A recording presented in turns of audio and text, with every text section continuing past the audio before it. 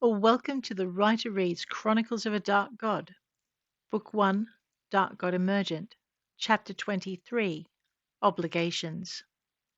For the first time in over a year, Raomar stepped into Deverath's streets in the light of day. Walking through the morning gloam with his friends, he found no comfort in their company. His mind dwelt on his goddess, and his heart wept. She had cast him aside for no reason, and there was nothing his friends could do to give him comfort for that. "Master," Ghost began, when they had walked several blocks in silence. "Where—" "I am no longer master," Raomar snapped, cutting her short. "I am no man's master now." To the companion's surprise, Ghost's features darkened into a frown, and she wrapped a small, strong hand around Raomar's wrist. While her fingers weren't quite long enough to encircle it, she took a firm hold and jerked him to a near halt. "You are my master," she snarled, keeping her voice low as she jabbed him in the lower ribs with her free hand. "Remember, you chose me. I might have been one of the guild's runners, but I was apprentice to none, and you chose me. I called you master then, and you are my master still." For a second, Raomar stared at her. Then he yanked his wrist out of her grip with a growl of frustration. He lost it to a gasp as a large hand descended on his shoulder, drawing him deeper into the shadows of the alley in which they stood. "She has you there," the Northman assured him. "You never did complete the paperwork to apprentice her to the guild. So she's officially your apprentice, and no one else's." "I—" Dart snickered. "You offered the girl an apprenticeship and not as the guild." She patted Raomar's arm. "You have obligations, my friend." Raomar snarled something that sounded suspiciously like a curse, and Grunwald chuckled, making sure Ghost stayed close when his Kafarag friend continued down the alley. "Where to, Dart?" he demanded, and with a brief smile at Ghost, the shadow thief continued to lead the way. They travelled for another half a block before she turned into an alley whose entrance was concealed by a low wall built at such an angle that the small gap allowing access past it was hidden by a trick of the eye. As they stepped behind its shelter, Raomar glanced down at Ghost with a look of total consternation, then at Grunwald, Briander, and Varen. His heart clenched at the thought of what he'd lost, and at what they'd lost, right alongside him. Grunwald caught his look and laid a comforting hand on his shoulder. "Never mind," he soothed. "I'm sure a good day's rest will help us get a better perspective." Raomar froze. "A better perspective!" he choked out, trying to seize his friend by his collar and pull him down until he could look the Northman in the eye.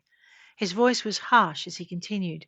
"There's no perspective in all the realms that will ease the emptiness she has left." He released Grunwald's tunic, thrusting the big man away from him. "None," he added, with barely contained savagery. How long he might have stayed staring at his friend he didn't know, but Dart intervened, taking his arm and leading him gently through the narrow space. "We're almost there," she coaxed, adding with forced brightness, "Let's not dally in the alley when we could be drowning our sorrows before a friendly fire." Raomar slapped Grunwald's chest with the flat of his hand and followed Dart to another well-concealed alleyway entrance. A few twists and turns later and she came to a halt in front of a section of wall partly obscured by garbage. She didn't hesitate, but waded through the miasma as though it didn't exist. Her cloak and the shadows by the wall hid exactly what she did, but they all heard a click.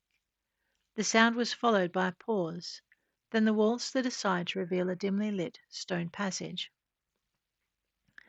The shadow thief stood beside the opening, watching as the rest of the small company waded through the reeking garbage. She found it interesting that only Varen moved as though the noisome mess wasn't there. As soon as they were safely through the gap in the wall, she followed, palming another section of stone on the other side until a second click echoed in their wake. The wall slid back into place, grinding across the cobbles to shut out the garbage pile, the alley, and the growing light of full day. As the last of the wall slid into place, Grunwald let out a low rumbling growl, and Dart stiffened in alarm. Grabbing the Northman by the arm as she passed, she moved around the others and pulled him down the hall. Raomar watched as the big man shivered at her touch, then tensed as he saw the Northman's hand come to rest on the hilt of his sword. His companions grew tense at his touch, but said nothing, waiting instead for him to take the lead. He watched as Grunwald followed Dart to a bend in the hall, then led the others after them. Dart's quiet urging drifted back to them. Quick, Grun, this way. Hurry now. Let's get you out of the reach of the magic. She glanced back at the turn. I forgot to warn him about the wards. At her words, Grunwald shuddered, but managed to keep his blade in its scabbard as he followed her round the bend. The wards! Raomar shook his head, leading the others in their wake. Of all the things to forget. Dart knew Grunwald well enough to know what was likely to happen if certain types of magic were activated around him. Such things were too dangerous to let slip. As he rounded the corner after them, he saw Dart hadn't stopped moving. She took the Northman quickly out of the area affected by the warding magics, taking the steps she needed in order to deactivate her usual array of traps along the way. The corridor continued downward until they reached a small wooden door set in the stone wall at its end. Dart quickly opened the portal, leading the group into the large simple room beyond. It contained a single long table paralleled by two benches, a fire burning sullenly in a wide hearth, and three other doors leading to unseen spaces. Have a seat, Dart instructed, crossing to a door tucked to one side of the room. Withdrawing a key from her pocket, she locked it before moving to the one beside it and pushing it open. Kitchen, she explained, going through it. Raomar scowled, wondering how he'd ended up in what was obviously the woman's private residence instead of the tavern she'd promised. And a cellar beyond, the shadow thief hastily added, catching his expression. Now take a seat so I can fetch you a drink. On hearing her words, Raomar settled himself on the bench at the end of the table closest to the kitchen door. It was a good enough perch. From it he could watch the entrance, observe the other two doors, and stare into the fire, or all three if he so desired. It was good enough. He sank into himself, barely aware of Ghost as she climbed onto the bench next to him. Resting both elbows on the table, he ignored her, but she didn't seem to mind. She snuggled under his elbow and pressed herself against his side, ignoring the way he tensed at her touch before accepting her presence. It was odd for her to get so close, but he didn't push her away. If the child wanted to adopt him, who was he to reject her? He knew what it was like to have nowhere to belong. Resisting the urge to drape his arm around the elfling's shoulder, he sighed. He also resisted the urge to look at Grunwald when the man took a seat opposite him. One by one, the others joined him at the table. But beyond taking note of where they chose to sit, Raomar paid them no mind. He was trying to work out just how much he had to drink to numb the aching hurt he felt inside, and how strong it had to be. As he did, Dart returned with a tray of glasses, mugs, and bottles, which she set in the middle of the table. Raomar watched her open a bottle of wine and set a glass of it before him. He saw her wince when he downed the glass in a single gulp, and was relieved when she refilled it a second time. Her tolerance didn't stop him from draining the glass again, although he was sure he heard her sigh. Pushing aside a twinge of guilt, Raomar held his glass up once more. This time he didn't down the contents in another single swallow. Instead, he wrapped both hands around it, reconsidering his need to find oblivion, despite the agonizing numbness weighting his chest. After all, the pain would still be waiting when he sobered. He took a long, slow sip of his drink, ignoring the way the room relaxed around him. Turning in the seat, he set his elbows on his knees and continued to sip as he stared into the fire. Dart started serving the others around the table, and some of the tension in the room eased. No one spoke as Dart stoked the fire to a comfortable blaze and vanished back into the kitchen. She returned a short moment later with two more trays, one laden with bread, butter, and condiments, and the other with an assortment of fruit, preserved meat, and cheese. Eat, she said, and her guests obliged, settling into companionable silence as they satisfied their hunger. As intent as he was on the fire, Raomar still caught the looks they exchanged, and the glances they kept tossing his way. He said nothing, and was relieved when they continued to allow him to sit in silence. There was nothing they could say to comfort him, and he had no words with which to allay their obvious concern. Instead of speaking, he continued to sip his wine and stare into the leaping flames, letting his mind drift where it would. Some time later, someone tugged gently at his arm. At first he tried to shrug it away, but they were persistent, and the tugging came again. He glanced down, scowling and ready to reprimand Ghost for disturbing him. Instead, he found Ghost still curled against his side, her soft breathing showing she was almost asleep. The intense blue eyes of Alessia's youngest apprentice interrupted his gaze as the boy tugged once more at his sleeve. "They arrested my mistress," the boy began, before Raomar had a chance to say anything. "And they took the other apprentices away." His expression dipped into a worried scowl. "I think they're going to hurt them." That goes without saying, Raomar thought, but did not say. Reluctantly, he pulled his gaze from the fire, feeling the words driving a wedge through the numbness surrounding his soul. "Who is they?" he asked. "The king's men," the boy, Raomar's mind scrambled for his name, Varan, replied. Fear formed a secondary layer of ice through the grief inside Raomar's chest. It almost split the numbness dragging at his soul. "The who?" he asked, trying to wrap his head around the importance of the boy's words. "The king's men," Varan repeated. "Please." "When?" Raomar demanded. "The morning just gone," the boy replied. "We were going to ask you for shelter." "For shelter from what?" Raomar asked, ignoring Dart's sigh. "The king," Varan answered. "Mistress Misselwood said we needed to seek shelter with you." "Then why didn't she come?" Raomar asked, taking a deeper draught from his glass and reaching over to lift the bottle from the table. No one admonished him, but Varan's face threatened to crumble. We weren't ready when they came," he explained, his voice quavering. "They came and—" His voice caught. "They came and we weren't ready," Varan repeated, his eyes filling with tears as his face reddened. She sent me to open the gate in the wall. She told me to give you this."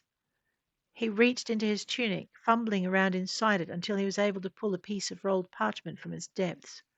The parchment appeared slightly worse for wear, but was sealed closed with a familiar sigil. Across the table, Brianda gasped. Ferris continued as though she hadn't made a sound. "She said you would know what it is." Raomar took the parchment, examining the seal and glancing over at Brianda. "I know why the boy has this, but of what interest is it to you?"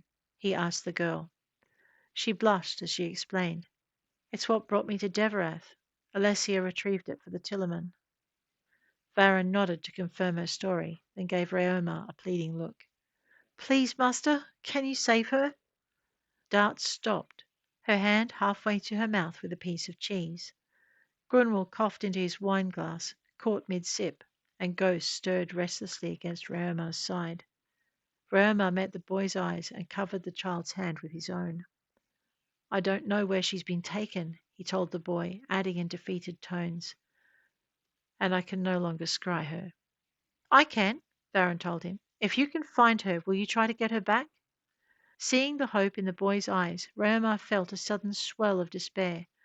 "I would, but the goddess—" He let his words trail into defeat and looked away. "I cannot." He raised the bottle to his lips and drank it dry before looking to the table for more. Dart was not quick enough to stop him seizing another, this one a fortified wine that had taken her some trouble to find. She stifled a groan and rolled her eyes. "I know someone who can help," the shadow thief told him, settling her hand over Raomar's and drawing his gaze with her own. "Ghost can fetch her, and we can have her in the city by nightfall if we hurry." Ghost became fully awake, shrugging herself free of Raomar's arm. She looked up at the shadow thief, her eyes bright with excitement and hope. "The crone, Lady Dart?" "The crone, Lady Dart?" she asked. Dart nodded, allowing herself a small smile at the child's sudden wakefulness. "The crone," she confirmed. "But first we should have Varan scry Alessia's location, so we can tell the crone as much as we can." "She'll want to do her own scry," Ghost said knowingly. Dart shrugged. "True, but she'll want to hear all she can first. The more we can tell her, the more likely she is to help." She turned to Alessia's apprentice. "Varan, what do you need?" "I need an earthenware bowl and clean water." Raomar watched them make their preparations and took a large swig from the bottle he'd taken. It looked like they had everything under control, so it wouldn't matter if he drank some more to dull the pain. It didn't take Dart long to fetch the bowl and water. Once she'd placed it in front of him, Baron scrambled onto the tabletop, kneeling in front of the bowl as he spoke with the words for the scrying spell as he settled. Raomar registered that the boy drew the magic to him as easily as he drew breath, and felt a small spike of interest seeing such power in one so young. He also kept half an eye on Grumwell in case the Northman's natural aversion to magic rose and he had to intervene. When Grunwald remained calm, he started to relax. The water in the bowl rippled outward as though a pebble had been dropped into its centre, and a picture slowly formed. As the ripples died away, the picture grew clearer, and they saw a long hall lined by close-set heavy wooden doors, each one with a small barred window set high in its centre. The king's dungeon, Dart observed quietly. But why would she have been brought here? Not his usual one, Raomar observed, hearing a faint slur in his words. Dart frowned, but whether it was because of the slurring or the fact his observation was correct, he didn't know.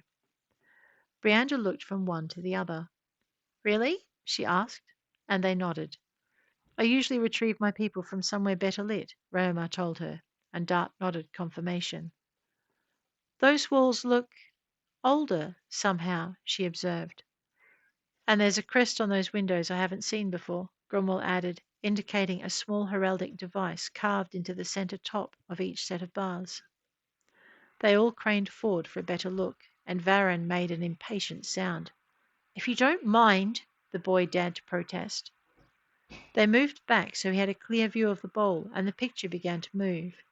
Varan guided them down the hallway, pushing the scry so they could peer between each set of bars to see who or what was trapped inside. It didn't take him long to locate his household. Alessia, Syndra, Zorine, and Xanthia each had a cell to themselves, and 8 other female mages occupied the nearest 7. A man shivered in the 12th cell, but he was not alone. 4 dark-cloaked priests attended him, and he was terrified of each and every one of them. From the way his mouth moved, they spoke, and Varan spoke the word for sound to allow them to hear what was said.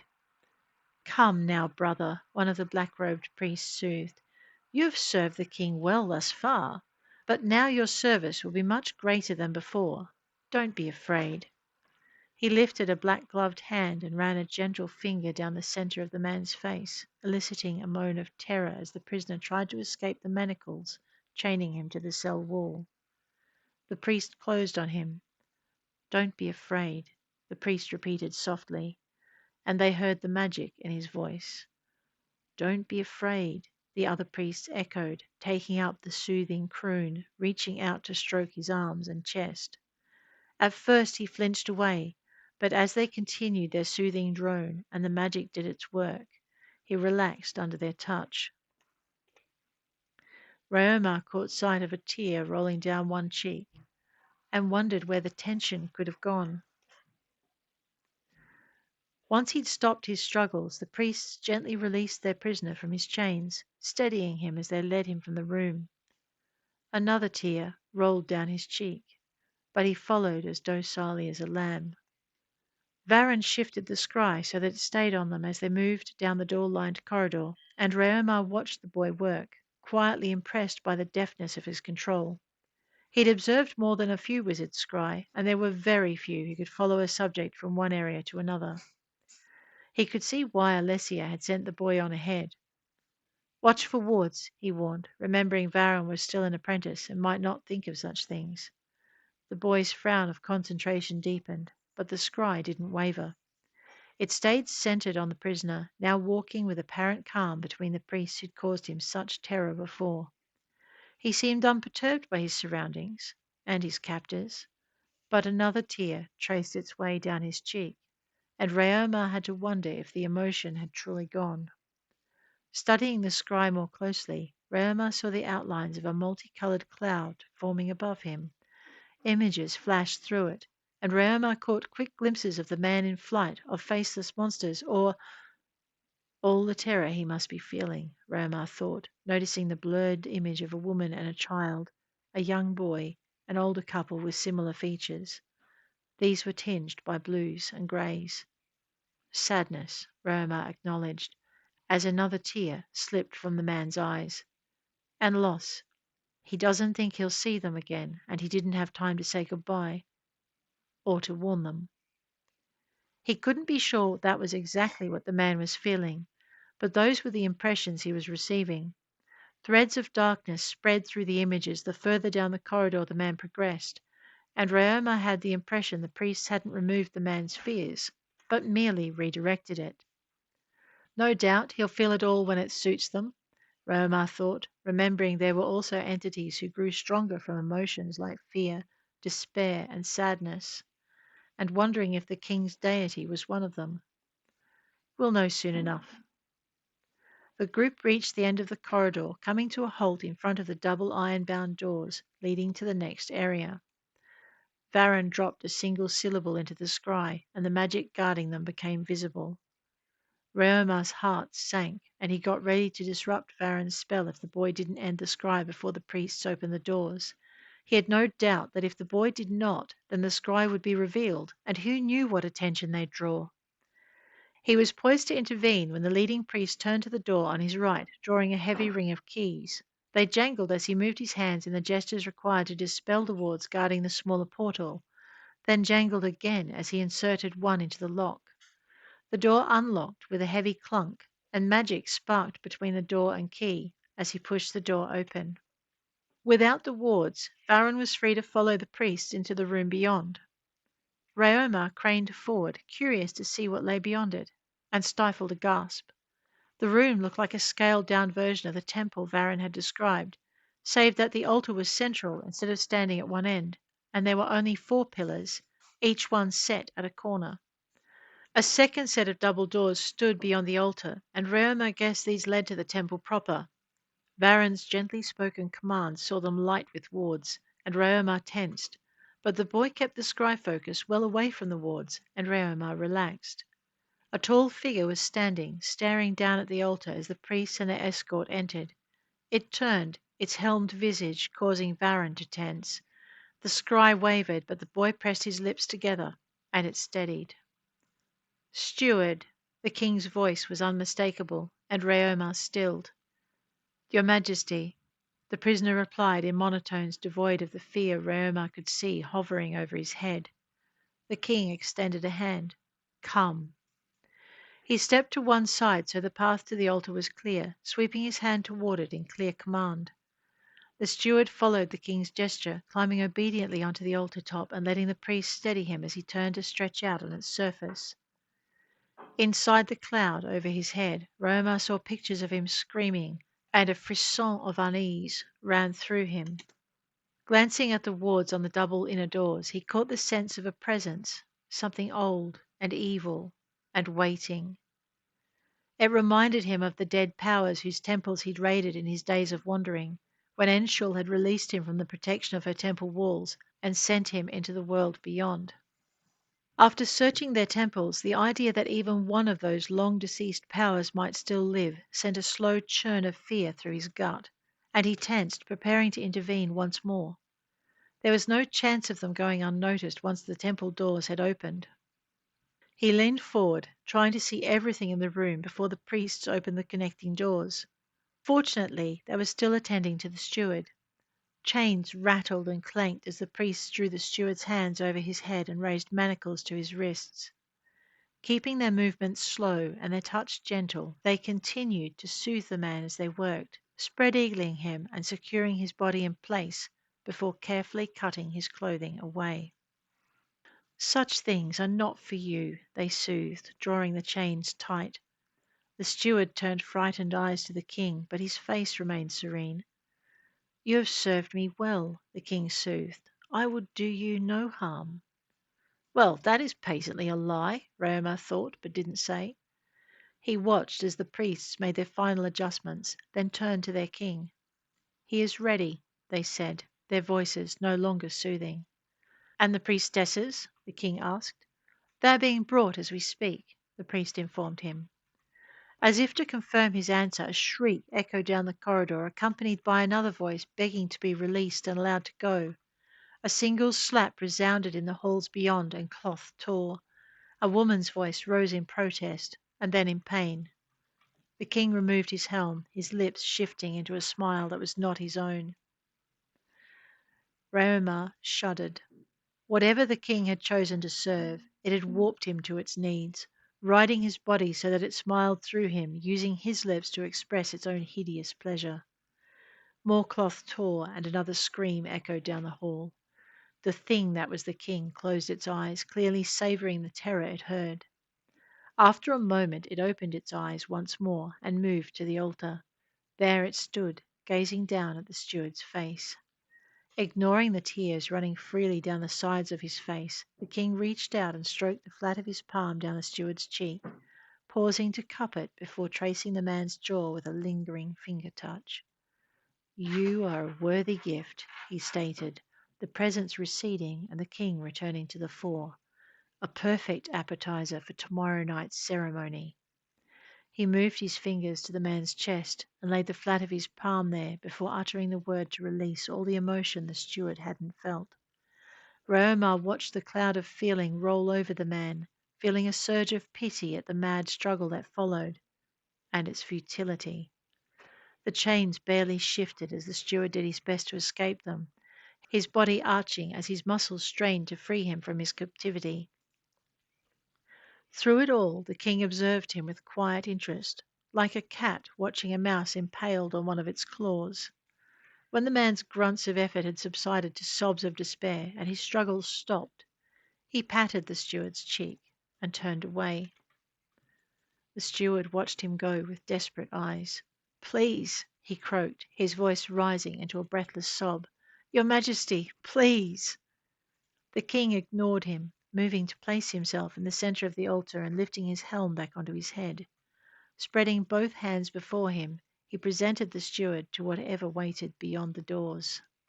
Streamers of colour were siphoned away from the man's body, and narrow ribbons of darkness seeped in around the edges of the doors, their presence not activating the wards. Raomar watched with apprehension as the streamers stretched into the room, twining together to form a single tendril. The steward turned his head to see what his master was looking at, and saw the tendril snaking its way toward him. He gasped as the tendril touched his head, shaking his head from side to side in an attempt to free himself from its grasp. It didn't work, and the tendril coiled around his skull and down his neck to slide around his body. The steward shrieked as it continued down his torso and over his belly. It wound its way down his thighs, twisting from one leg to another and pinning him even more effectively than the chains. More gasps signaled the arrival of the priestesses, and their struggles renewed as the priest dragged each of them to a pillar, subduing them with a slap and chaining them in place before they could regain their senses. Soft sobs and whimpers followed, overridden by the deep timbre of the king's voice. "Master," he began, and the tendril stilled. Darkness thickened around the edge of the doors as the priests closed the portal by which they'd entered. The king ignored them. "Another servant I need," he intoned, "to serve you at your altar." "The living make imperfect slaves," came in chorus from the priests arrayed beside the pillars. "Let this one serve you better." "I feel your hunger," the king continued, and the priests gestured toward the pillars with their struggling burdens. "These have the power and strength you need," they intoned. The king smiled, echoing their gesture but encompassing all four pillars. "Let these lives unspent, their talents untried, and their regret and anger, fear and unfulfilled potential sate your hunger and ease your need," he told the presence, stretching his hands toward the double portal and making the first movements of the spell that would open them. Varan ended the scry, slapping the bowl to one side and sending it crashing to the floor, but not before the steward's scream of denial was joined by a chorus of others. The sound lingered after the bowl shattered and water cascaded across the table to the floor. "I'm sorry," the boy whispered, sliding from his seat and starting to gather the pieces. "Sorry, master. So sorry." Raomar moved to crouch beside the boy, wrapping his arm around his shoulders and pulling him close. as Dart brought a mop and a brush and dustpan and took over tidying the mess. Sorry, mistress, Varen apologized, but she only shook her head. You did what had to be done, she reassured him. Don't apologize for that. Varen nodded miserably and remained huddled against Raomar's side. The guildmaster drew him back to the table and settled down beside him, watching as Dart finished her task. She set the mop to one side when she was done and pursed her lips. After a moment, she spoke. I need to borrow your apprentice, she told Raomar, indicating Ghost with a slight jerk of her chin. We can't let them die like that, Varen whispered, and he didn't mean those being sacrificed as they spoke, but those that waited, his mistress and fellow apprentices among them. Raomar's grip on the boy tightened. No, he agreed, transferring his attention to Dart. What do you need her for? She knows a woman who can help us, she informed him, fixing Ghost with a gimlet stare. It would be expedient if she went to fetch her. Ghost tensed, her small face pinched with early refusal, but Varen caught her gaze, his face beseeching. Please, he whispered, and Ghost darted a swift glance at him before returning her gaze to her master. After a moment's hesitation, she nodded. When Raomar didn't immediately answer, Varen stirred restlessly beneath his arm. Please, he repeated, we cannot leave her there. Still Raomar didn't answer, the loss of Enshul's favour falling hard as he realised he didn't have the skills to help his friend. Grief crashed through him, the horror of her fate tumbling him toward despair. He flinched as Dart touched his shoulder. Roma. The old nickname only served to remind him of his days of wandering, the days when he'd walked the world, the goddess by his side, learning his power as his devotion improved.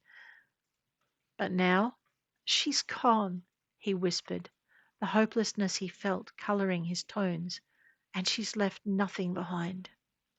The feeling of hollowness grew until it threatened to engulf him. He might have welcomed it if Dart hadn't pulled him back from the brink. Your magic isn't the only skill you have, she reminded him, and Grunwald agreed from across the table. You weren't always a priest. For some reason, the Northman's words stung, and Raomar snapped him an angry look. None of that will save them. He gestured helplessly at where the bowl had fallen, ignoring the fact the pieces were no longer there. That!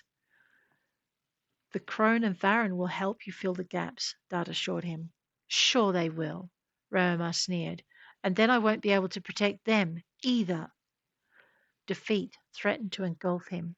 She has abandoned me. But we haven't, Ghost declared, scrambling up onto the seat on the other side of him to where Varen sat. She wrapped her hands around his arm. Please, master, we have to try. Raomar glanced around the table and saw every eye was on him, that those gathered still considered him their leader, even without the goddess aiding him. It made him want to weep. Now, he thought, of all the times she could have left, now is the time she chooses to abandon me. He looked at Dart. You're sure she can help? He asked, not meaning Anshul. Dart solemnly inclined her head. I am sure, she told him, but she lives outside the city and we have to hurry if Ghost is to return with her by dusk. The feeling of hollowness increased, and Raomar fixed the shadow thief with a defeated look. And how do you know she'll come? He asked. The shadow thief contemplated him for a moment, her eyes taking on a faraway look as though she was remembering something.